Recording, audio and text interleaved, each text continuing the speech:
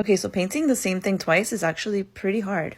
I recently flew to LA to paint this piece I had already painted in Miami on this much bigger wall that we had applied a Venetian plaster sort of faux concrete finish to. I started out by projecting the piece and then did sort of like a loose brushstrokey kind of sketch, always looking at my original painting, but then also taking some creative liberties because this wall was way bigger and way longer. It actually turned the corner, as you can see, which ended up being really cool. With these strokes, I was mainly just concerned with figuring out the flow of the hair, and then I went back and did a washy sort of underpainting, which helped out so much when I actually got to start detailing.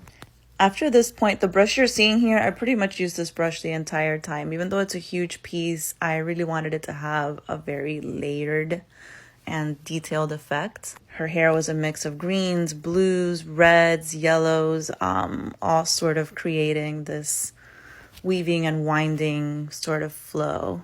I got lost in this part. It took me the longest. It was physically pretty tasking. I was working over these holes that I kept trying not to fall into or under bright lights. So luckily, I was pretty lost in the sauce, and I finished this part in 2 days, including the outline and stuff. And then I started giving the veggies just sort of a messy wash. Not super concerned with the colors being perfect, just again, giving myself a base to paint on top of. This is the part that I was most afraid of, the face, and it turned out to be super chill.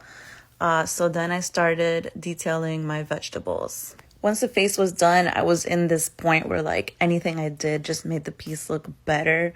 It can be a really fun part of a painting to be in, but also a really dangerous one because like you never know when to stop. But I kept detailing my vegetables, adding more and more details, trying not to fall into the holes. And I just sort of worked section by section depending on what I could reach with the scaffold. Both pieces also have blue highlights, which is one of my favorite parts. This piece took me about 4 days. We had another one to paint outside. I was beat, but here she is. I think this one, despite being bigger, is softer and has more movement than the original. I also love the extra pieces that just sort of trickle out of her hair in certain sections, especially the end. And it was just cool to see how my skills had improved. I had no idea. Here she is in her environment, and thanks for watching.